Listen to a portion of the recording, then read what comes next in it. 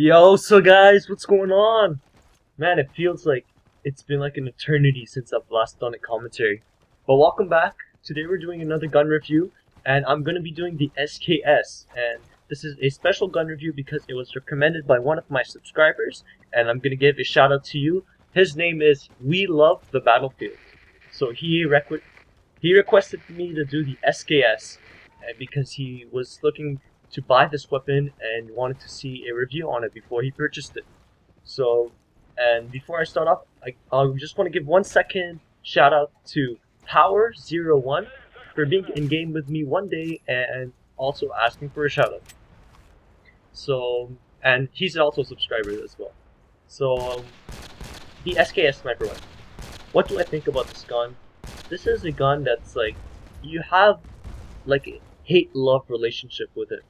I mean, this gun can be really good, it can be almost amazing sometimes, and at sometimes it can be horrible.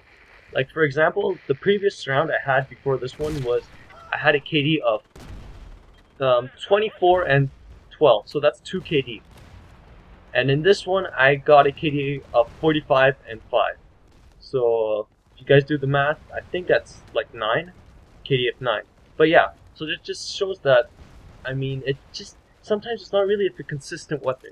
But yeah, let's just get into some details and some stats about this weapon. Now this sniper rifle is a semi-automatic, and it comes with 16 bullets per magazine and 3 magazines in total. In this gameplay, I'm using Viper Mag, so that gives me 19 bullets per magazine and buffs up my damage plus 3. And this sniper rifle has a rate per minute of 300. So, and that's really fast. I mean, I think this is the fastest sniper rifle, semi-automatic sniper rifle. And yeah, the M14, the M10, and the SVD are slower than this one. This one shoots 5 bullets per second, and that's a lot. So you can burn through your ammunition really quickly. So you have to watch out for that. And you get a reload time of 4 seconds, exactly 4 seconds. So when it comes to damage, you'll deal around the 40s and 30s and 50s at close range. And when you hit, you get a headshot. I think it's a 2.1 headshot multiplier. So anywhere shooting the head, you will hit like 68, 66, something like that. And at close range, sometimes 70 and higher. So this gun is always a 2-shot headshot. So, well, as long as you hit the first bullet a headshot, the next body shot will be a 2-shot kill. Or if you go precisely for 2 headshots, well, it's as well going to be 2 shots. So as long as you hit 1 headshot, the next bullet will be the kill if you hit it on sight. But if you're going for body shots, this will be a 3-shot body shot, sometimes even 4. And so that's one thing you have to watch out, because you have to land 3 shots on somebody to actually kill him, and it can be really hard sometimes, especially that the recoil on this gun, taking a shot, is a bit buggy, and it's a bit hard to get used to. So also you take note of that it's a bit buggy to use this gun. Another thing that's awkward about this gun is the accuracy. Sometimes it's really good, sometimes it's really bad. And like I said previously, this weapon's like a love-hate relationship. And let me explain to you guys why. I mean, this gun, sometimes it may seem like you're actually aiming on target perfectly, and you take the shot and there's no damage dealt on the person. And at other times, you just completely miss the guy and it somehow hits him. And I don't know if it's just the gun itself that's buggy, or it's just myself that sucks at aiming, but I only get this problem with the SKS. Or, yeah, like even the M14 or other weapons like those, I land my shots and I don't land them when I don't make those shots. So I don't know if it's just me or anybody else that has experienced this. You guys know what I'm talking about. Especially if you're strafing, well, that means walking while you're aiming and shooting. It's not a good idea because it completely disorients your bullet's destination, and it just doesn't even hit the guy. And also one thing is that you will burn out of ammo a lot. Like in this gameplay, I did lose my ammunition, so I had to rely on my sidearm, and luckily with my sidearm M1911 pistol whipping skills, I managed to kill a bunch of these guys And luckily, while killing some of them, I managed to find an enemy's ammo box that's right there, and I picked up the ammunition. So just watch out for that. Make sure that you don't burn through your ammunition, or if you're gonna use it, make sure you have some extra magazines or something. Whatever you can do, or if you want to control your ammunition, try to preserve it as much as you can. But on the other note, if you're going to die, which you most likely will a lot, then you're just gonna get your ammunition back. Also, one thing, how do I recommend to use this weapon? I prefer using it at medium range. I wouldn't say short range, and I wouldn't say long range. Even though this weapon has a great potential at long range, it hits a maximum of 341 meters. So the bullet can travel all the way up to there. And that's a lot. I mean, that's more than the M82A3. So take that also into consideration. So if you want to make those long sniper shots, that's another thing you can think. And the bullet drop isn't that high, so I mean, it won't have a significant drop at long ranges. So why I recommend using this at medium range is because at short range you can be heavily outgunned, and while zooming down, that's just a perfect example. I mean, while zooming down, the recoil and all the bullet non-registration, all of that can trigger into your death.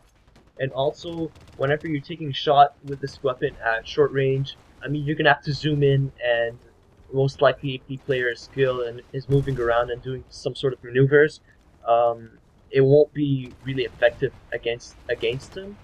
Or another thing, the hip fire accuracy is not the greatest thing. Like I said, it's not consistent, so you might love it at sometimes you might hate it completely. So also you should pay attention to this. Sorry about that, I'm kind of sick. And another thing, I mean, this weapon, what do I recommend to use for scopes? I like the default scope. I don't know how I feel about it.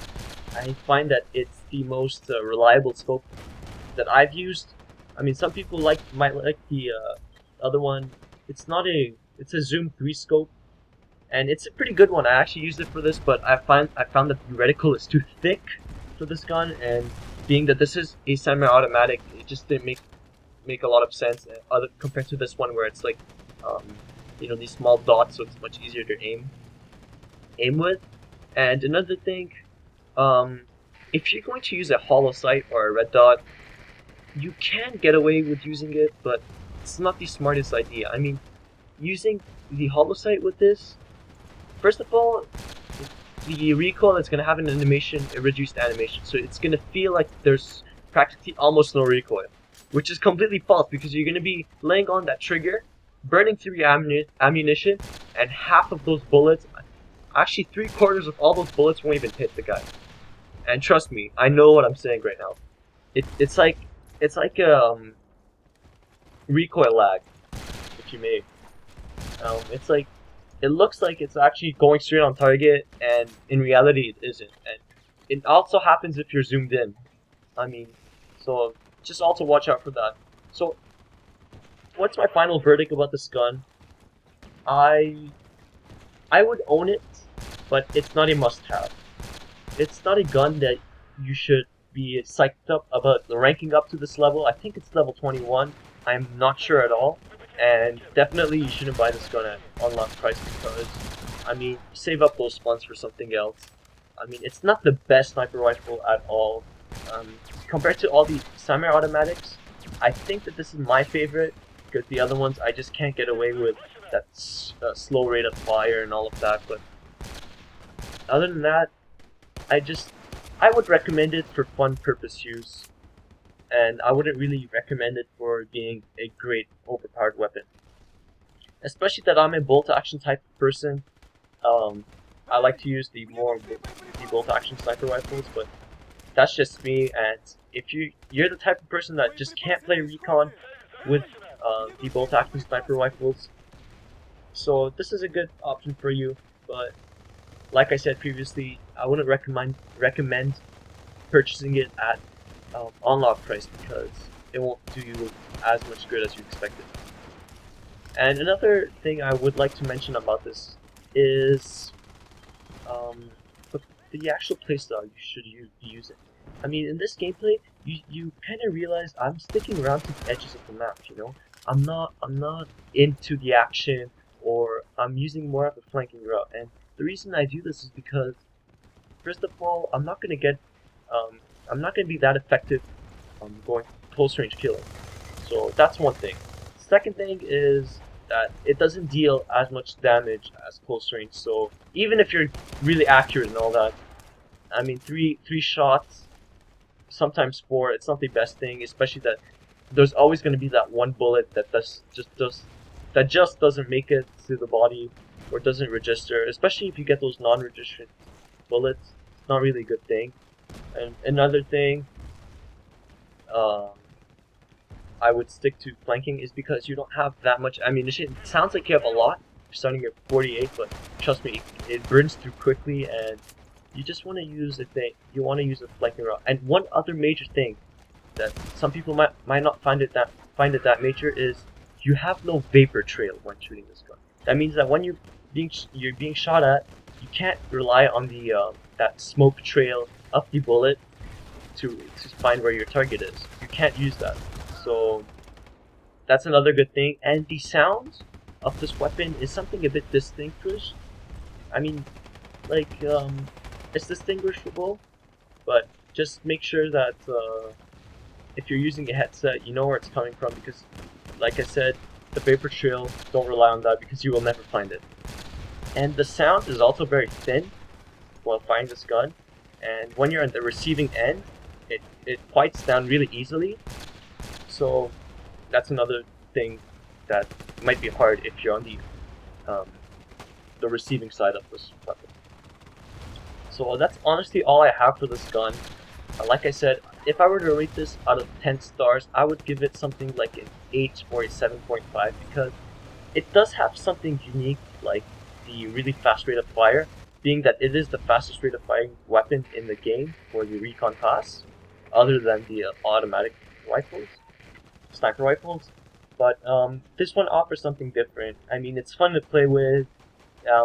It's not consistent, but it's not like that. You won't really go like completely negative, like 0 on 80, but you just won't do like as good as you'd expect to do. So yeah, that's all I have for this weapon review. Hope you guys enjoyed this video. I will be making more commentary.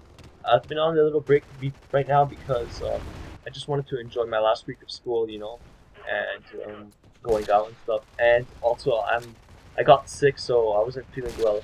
I still am sick, getting also worse. Hopefully, I'll get better. And yeah, hope you guys enjoyed this video. I'll see you guys next time. Peace, guys.